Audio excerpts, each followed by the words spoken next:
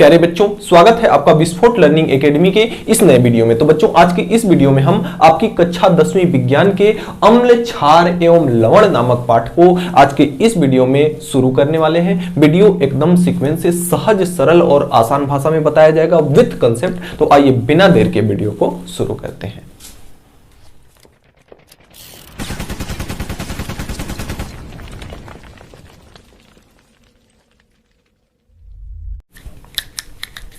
प्यारे बच्चों, स्वागत है आपका विस्फोट लर्निंग एकेडमी के इस नए वीडियो में। तो बच्चों, आज के इस वीडियो में हम आपकी कक्षा 10वीं विज्ञान के अम्ल, क्षार एवं लवण नामक पाठ को आज के इस वीडियो में पढ़ने वाले हैं। एकदम सहज, सरल और आसान भाषा में विद कंसेप्ट आपको सारे टॉपिक्स बताए जाएंगे। तो आइए बिना देर के वीडियो को शुरू करते हैं।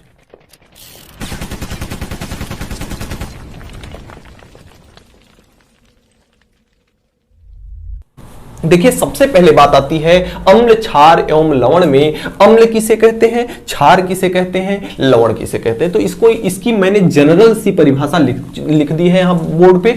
अब इस परिभाषा को हम आइए बारी बारी से एकदम लॉजिक के साथ समझते हैं। तो वे पदार्थ जो जलीय विलयन में H+ आयन देते हैं अम्ल कहलाते हैं। सबसे पहली बात आई कि ये H+ आयन है क्या। तो H+ आयन क्या है, H होता है हाइड्रोजन, और हाइड्रोजन का परमाणु क्रमांक कितना होता है, 1। अगर हाइड्रोजन का इलेक्ट्रॉनिक विन्यास किया जाए तो इसके पहले ही कक्षा में कितने इलेक्ट्रॉन है, 1। अब इस इलेक्ट्रॉन को पहले कक्षा में 2 इलेक्ट्रॉन की जरूरत होती है। अष्टक नियम के हिसाब से पहले कक्षक में 2 इलेक्ट्रॉन चाहिए होता है। तो यह या तो इस इलेक्ट्रॉन का त्याग कर दे ताकि कक्षक ही खाली कर दे, या एक इलेक्ट्रॉन कहीं और से लेकर के आ जाए, यानी अपना कक्षक में 2 पूरा कर ले। तो ये क्या करता है, अपने एक इलेक्ट्रॉन को त्याग देता है। तो इसमें प्रोटॉन की संख्या, इलेक्ट्रॉनों की संख्या और प्रोटॉनों की संख्या, इलेक्ट्रॉन भी 1 होता है, प्रोटॉन भी 1 होता है। तो अगर इलेक्ट्रॉन को त्याग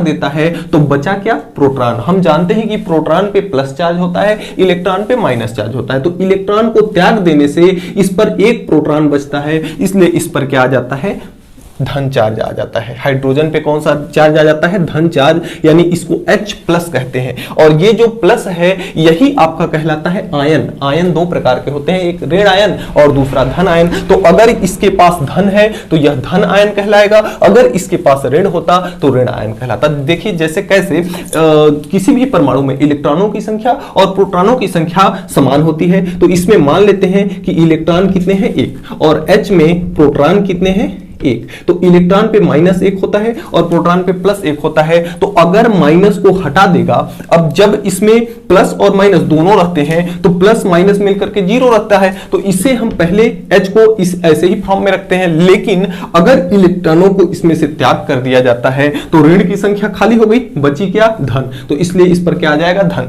अगर एक इलेक्ट्रॉन और लेके आ जाता तो यहां माइनस का 1 और जुड़ जाता, क्योंकि इलेक्ट्रॉन पे माइनस चार्ज होता है। माइनस का चार्ज जुड़ने के कारण यहां पे कितना चार्ज हो जाता है, 1 इलेक्ट्रॉन अधिक आया है, 1 और 1 प्लस माइनस मिलकर के तो खत्म हो गए, लेकिन बच रहा है 1 माइनस, तो यहां पे आपका आ जाता माइनस। लेकिन हाइड्रोजन क्या करता है, अपने अंदर से इलेक्ट्रॉन त्याग देता है। तो इस पर क्या बचता है, इसको हटा देगा। अगर इसको त्याग देगा तो बचेगा 1 प्लस, इसलिए इस पर प्लस आयन बचता है। अब देखिए, वे पदार्थ, ऐसे पदार्थ जिसमें हाइड्रोजन उपस्थित हो और वो जलीय विलयन यानी जल में घोलने पर वह H+ आयन को क्या कर दे, अलग कर दे, तो वह क्या कहलाता है, आपका अम्ल कहलाता है। और अम्ल स्वाद में खट्टे होते हैं, क्षार स्वाद में तीखे होते हैं। लेकिन हम स्वाद से हर किसी की चीज की पहचान नहीं कर सकते, क्योंकि आपके केमिस्ट्री में केमिकल ऐसे केमिकल हैं जिनको हम जीभ पर रखते ही हमारी मृत्यु भी हो सकती है। इतने खतरनाक केमिकल हैं, तो जीभ से परीक्षण करने की कोशिश मत कीजिएगा। यहाँ पे हम ये देखेंगे कि जल में उसको घोलेंगे, और जल में जब घोलेंगे तो उसमें से H+ आयन अलग हो जाए तो वह क्या कहलाता है, अम्ल कहलाता है। अगर वे पदार्थ जो जल में घोलने पर OH- आयन अपने में से अलग कर दें, वे क्या कहलाते हैं, क्षार कहलाते हैं। अगला चीज है कि लवण। अम्ल तथा क्षार, जब अम्ल और क्षार आपस में क्रिया करते हैं तो लवण का निर्माण होता है। अब देखिए, अम्ल तथा क्षार आपस में जब क्रिया करते हैं तो लवण का निर्माण होता है। अम्ल में प्लस चार्ज और क्षार में माइनस चार्ज। तो जब प्लस और माइनस आपस में मिलेंगे, प्लस और माइनस आपस में मिलेंगे तो प्लस और माइनस मिल करके कितना होता है, जीरो। प्लस और माइनस मिलकर कितना हो जाएगा, जीरो। यानी कि लवण ऐसे यौगिक होते हैं जिन पर आवेश कितना रहता है, शून्य होता है। तो ऐसे यौगिकों को हम क्या कहते हैं, लवण कहते हैं। अब देखिए इसका एक एक एग्जांपल लेके समझते हैं। सबसे पहले समझ लें कि OH आयन क्या है। H को तो हमने समझ लिया, अब OH को समझ लेते हैं कि OH क्या है। देखिए ऑक्सीजन जो है इसके अंतिम कक्षा, इसमें से अगर ऑक्सीजन को देखा जाए तो ऑक्सीजन का परमाणु क्रमांक 8 होता है। अगर इसका इलेक्ट्रॉनिक विन्यास करें तो पहले कक्षा में 2, ये तो अनिवार्य है, और दूसरे कक्षा में कितने बच जा रहे हैं, 6, जबकि इसको पूरा कितने करना होता है, 8। अब इसको 2 इलेक्ट्रॉन और चाहिए, तो ये 2 इलेक्ट्रॉन अपने ऊपर और लेता है, और इलेक्ट्रॉनों की संख्या प्रोटॉनों की संख्या समान होती है, यानी इसमें इलेक्ट्रॉन भी 8 है, प्रोटॉन भी 8 है। तो अगर 2 इलेक्ट्रॉन ले लेगा तो इसमें किसकी संख्या ज्यादा होगी, ऋण की संख्या, क्योंकि 2 इलेक्ट्रॉन अगर बाहर से आया तो इसमें 2 ऋण बाहर से जुड़ गया। इलेक्ट्रॉनों का जुड़ना मतलब ऋण का जुड़ना, तो यहां से 2 इलेक्ट्रॉन जुड़े यानी 2 ऋण इस पर और जुड़ गया, तो इसलिए इस पे क्या चार्ज होता है, माइनस का 2 चार्ज होता है। अब देखिए माइनस का 2 चार्ज और H पे प्लस का 1 होता है। H पे क्या होता है, प्लस का 1। अब H और O जब आपस में जुड़ेंगे तो ये बनेगा आपका OH, इसका -2, इसका +1, दोनों मिल जाएंगे तो घट जाएगा, बचेगा कितना, -1। इसलिए इसको हम किससे दिखाते हैं, OH माइनस से। तो वह विलयन जिसको जल में घोलने पर उसमें से OH आयन निकल जाए, OH माइनस आयन निकल जाए, तो वह क्या कहलाते हैं, क्षार कहलाते हैं। और ऐसे विलयन, ऐसे जलीय विलयन यानी ऐसे पदार्थ जिनको जल में घोलने पर उसमें से H+ आयन निकल जाए तो वह क्या कहलाता है, अम्ल कहलाता है। और अम्ल तथा क्षार की जब क्रिया कराते हैं तो ये वाला माइनस आयन और ये वाला प्लस आयन मिल जाता है और ये एक यौगिक का निर्माण करता है। और उस यौगिक पे कैसा चार्ज होता है, 0 चार्ज होता है, क्योंकि एक प्लस और माइनस मिलकर के एक दूसरे के आयन को निरस्त कर देते हैं और लवण का चार्ज कितना हो जाता है, 0 हो जाता है। इसका एक एक एग्जांपल समझते हैं, फिर आगे बढ़ेंगे इस टॉपिक में।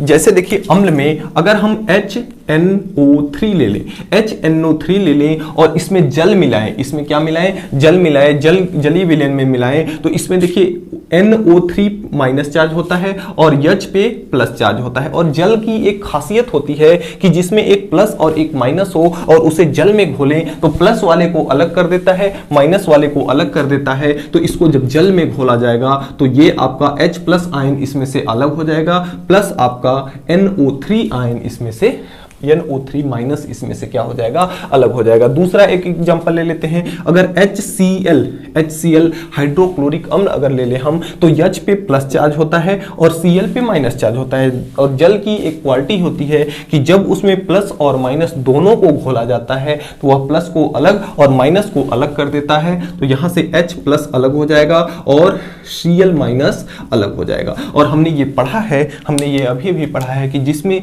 जो जल में घोलने पर H+ आयन को अलग कर देता है वह क्या कहलाता है, अम्ल कहलाता है। और जो जल में घोलने पर OH- आयन को अलग कर देता है, जैसे अगर हम ले लें NaOH, जो नमक हम खाते हैं NaOH, उसको अगर ले लें, नमक को अगर हम जल में घोलते हैं तो Na पे प्लस चार्ज होता है, OH पे माइनस चार्ज। अभी हमने इसके बारे में डिस्कस कर चुका। तो Na पे प्लस चार्ज, OH पे माइनस चार्ज। तो NaOH को जब हम घोलते हैं जल में तो इसमें से Na अलग हो जाता है, क्योंकि जल का एक गुणधर्म होता है कि वह प्लस को अलग और माइनस को अलग कर देता है। तो Cl क्या हो जाता है आपका। एक अगला एग्जाम्पल ले लें, जैसे KOH, तो K पे आपका प्लस चार्ज होता है, OH पे आपका माइनस चार्ज होता है। इसको जब जल में घोला जाता है तो K देखिए ऐसे तो आपका प्लस और माइनस मिल करके 0 हो गया है, दोनों मिल करके कितना चार्ज हो गया है, 0 हो गया है। लेकिन जब जल में इसको घोलते हैं 0 क्यों हुआ है, क्योंकि एक पे प्लस है एक पे माइनस है और दोनों प्लस और माइनस मिल करके एक दूसरे के प्रभाव को निरस्त कर दे रहे हैं। लेकिन जब जल देवता में इसको डाला जाएगा,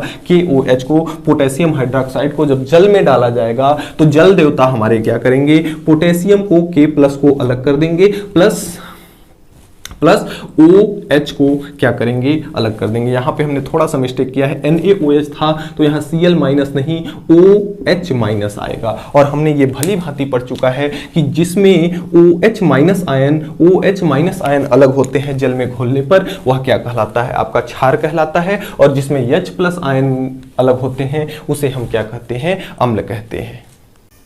अब देखिए लवण का परिभाषा क्या है, अम्ल तथा क्षार को आपस में मिलाने पर वह जब क्रिया करते हैं तो आपका लवण बनता है। जैसे हम लिए थे यहाँ पे HCl के साथ अगर हम KOH ले लें, HCl के साथ KOH ले लें, जैसे HCl और प्लस KOH। HCl आपका अम्ल है क्योंकि यह H प्लस आयन देता है, KOH आपका क्षार है क्योंकि OH माइनस आयन देता है। और जब इनकी अभिक्रिया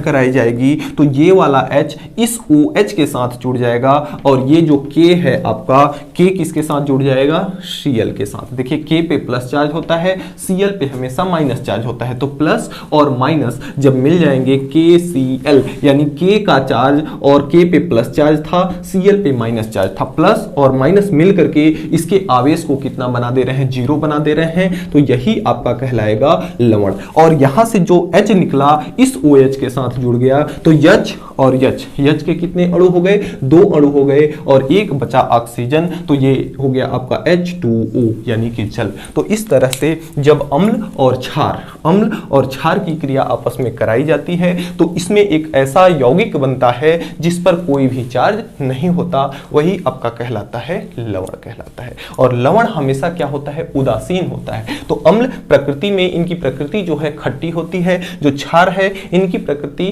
कड़वी होती है, और जो लवण है ये क्या होते हैं, उदासीन होते हैं।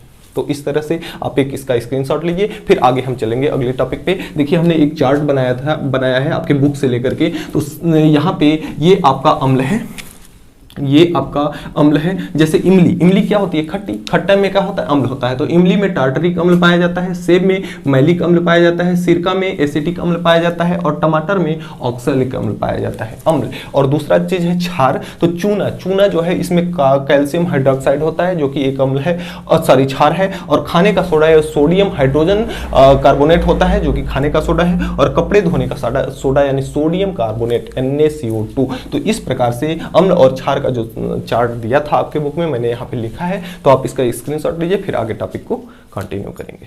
हमारा अगला टॉपिक है अम्ल एवं क्षार की पहचान करना। तो देखिए अम्ल और क्षार की हम पहचान कैसे करेंगे, सबसे पहला कि उसको हम जल में घोल देंगे। जलीय विलयन में ये क्या देंगे, जलीय विलयन में ये क्या देंगे, H प्लस आयन देंगे। और क्षार को जब जल में घोला जाएगा, अगर OH माइनस आयन देते हैं तो वह क्या होगा, क्षार होगा। हमें पहचान करना है। तो सबसे पहले एक बीकर में या किसी बर्तन में, पात्र में जल लेंगे और उसमें हम अम्ल को, जो भी हमारे पास अम्ल रहेगा उसको घोल देंगे। अगर वहां से H प्लस आयन निकलता है तो वह अम्ल होगा। और ये क्या करते हैं,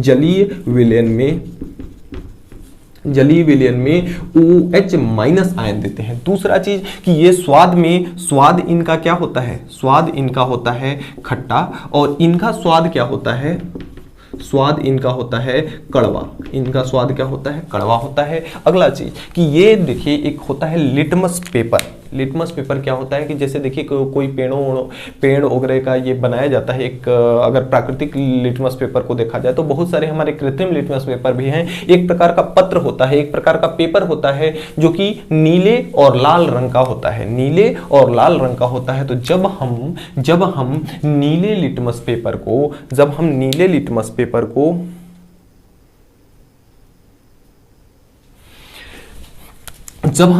लिटमस पेपर पर अम्ल डालते हैं, ये क्या करता है, नीले लिटमस को लाल कर देता है। नीले लिटमस को क्या कर देता है, लाल कर देता है। जब हम नीले लिटमस पेपर को, ऐसा लिटमस पेपर जो कि नीला रंग का हो, उस पर अगर हम अम्ल डालें तो वह नीले से क्या बना देगा, उसको लाल बना देगा। और यह क्या करेगा, लाल से नीला बना देगा। तो देखिए लाल से क्या बना देगा, नीला बना देगा। तो ये लाल लिटमस पेपर को, इसको आप व्यवस्थित ढंग से लिख लेंगे कि यह लाल लिटमस पेपर को क्या बना देता है, नीला बना देता है। अगला चीज कि यह जल में क्या होता है, घुलनशील होता है। जल में घुलनशील, जल में घुलनशील का मतलब यह हुआ कि अम्ल को जब जल में डाला जाएगा तो जल्दी से घुल जाएगा, और यह भी क्या होता है, जल में घुलनशील होता है।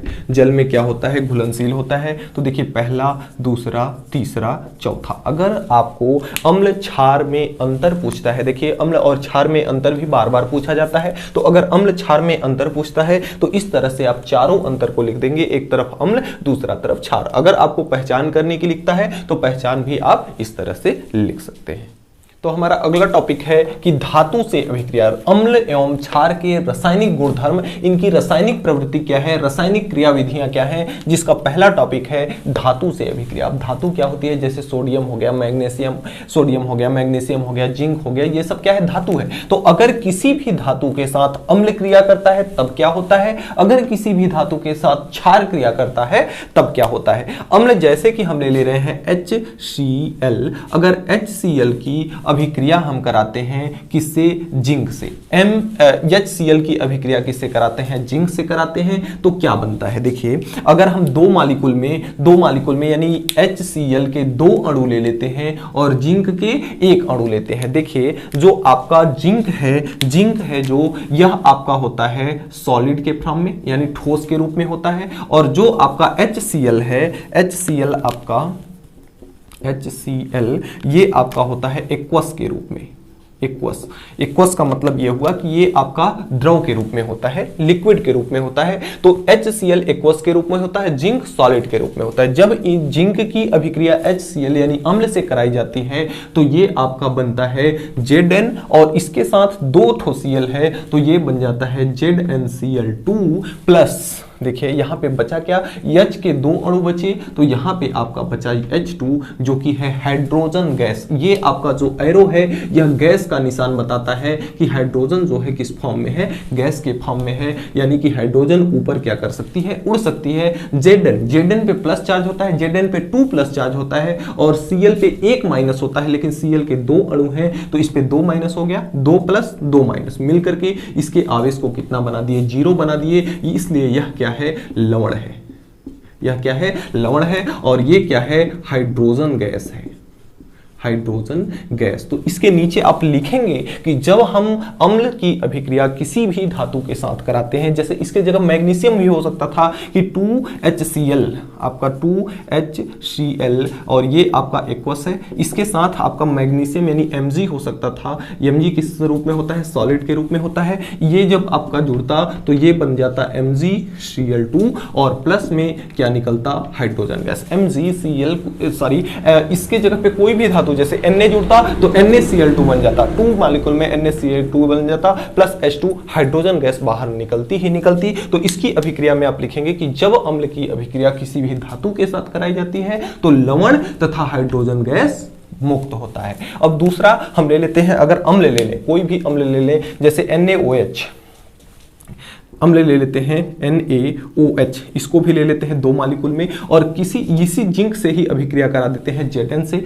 तो क्या बनता है, Zn के साथ आपका आता है Na।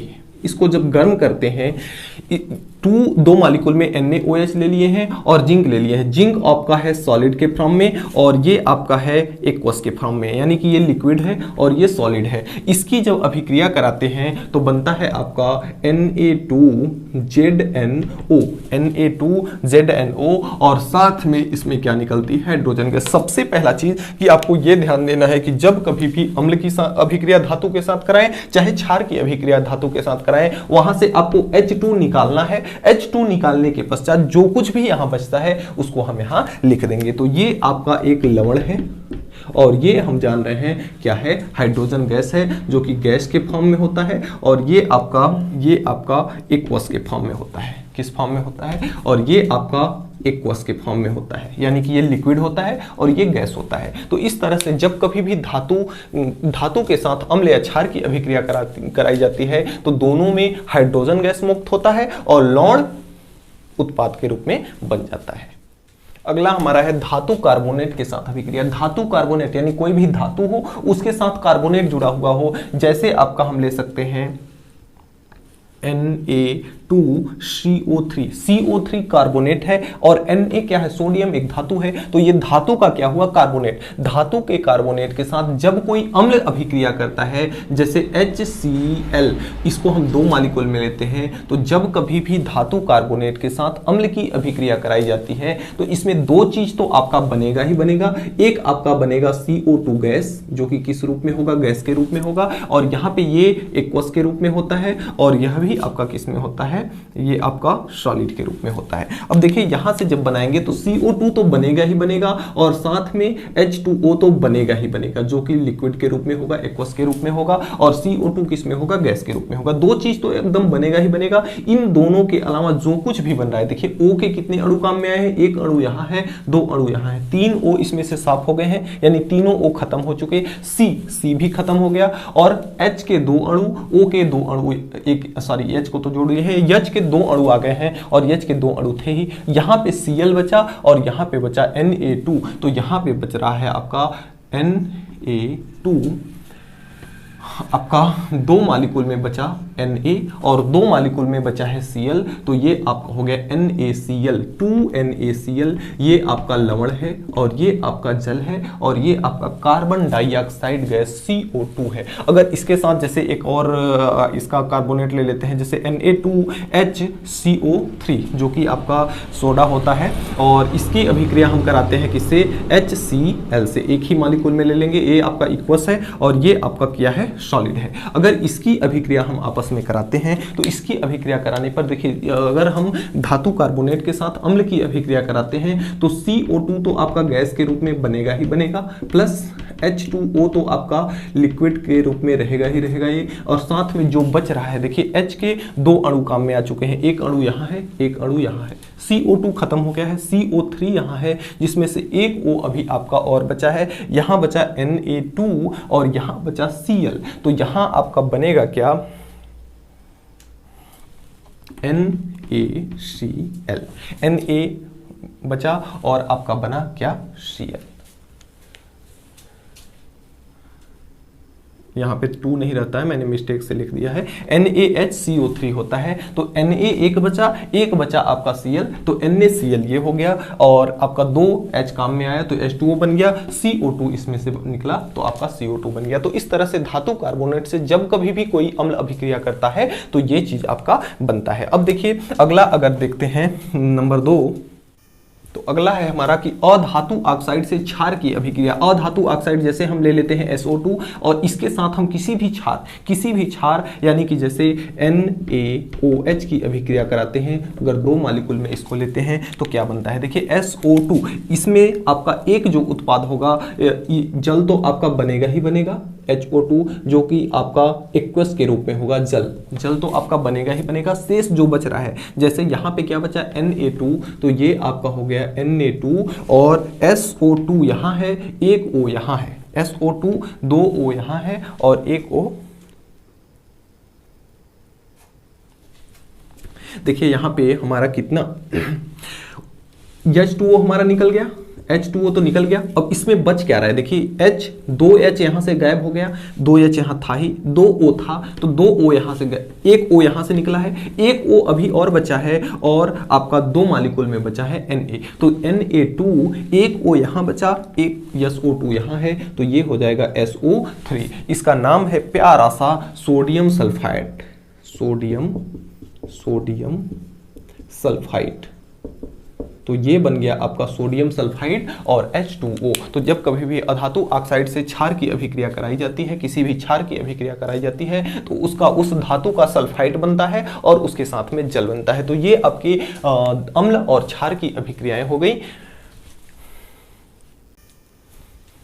तो इस तरह से आपकी जितनी भी अभिक्रियाएं बताई गई अम्ल, क्षार एवं लवण की, सारी अभिक्रियाएं एकदम इंपॉर्टेंट है परीक्षा की दृष्टि से। सारी अभिक्रियाओं को आप अपने से कॉपी पे लिख करके, और जो नहीं आएगा उसको बार बार आप कॉपी पे वीडियो के कमेंट में आप बार बार लिख करके प्रयास करेंगे। जो परिभाषा नहीं आएगी, जो परिभाषा अगर आप कमेंट में एक बार लिख देते हैं तो आपका माइंड सेट बन जाएगा कि हाँ मैंने सर के वीडियो में ये कमेंट किया था, तो आपको उस कमेंट से जरूर परीक्षा में याद आ जाएगा कि हाँ सर के वीडियो में मैंने ये कमेंट किया था। तो इस तरह से आज के वीडियो में इतना ही। हमें उम्मीद है कि आज हमने जो भी पढ़ा वह आपको अच्छे समझ में आया होगा। वीडियो कैसी लगी ये आप हमें कमेंट बॉक्स में कमेंट करके जरूर बताएंगे, और इसका अगला पार्ट जो है मैं अगले वीडियो में नेक्स्ट डे बना दूंगा, जिससे पार्ट पूरा हो जाएगा। तो अगर अभी तक हमारे चैनल को आपने सब्सक्राइब नहीं किया है, मेरा पढ़ाया हुआ अगर आपको समझ में आता है, तो चैनल को सब्सक्राइब करके बेल आइकन को प्रेस जरूर कर लें, ताकि मेरी अगली आने वाली वीडियो की नोटिफिकेशन सबसे पहले आप तक पहुंच सके। तो मिलते हैं नेक्स्ट वीडियो में नेक्स्ट टॉपिक के साथ नेक्स्ट डे। तब तक के लिए गुड बाय।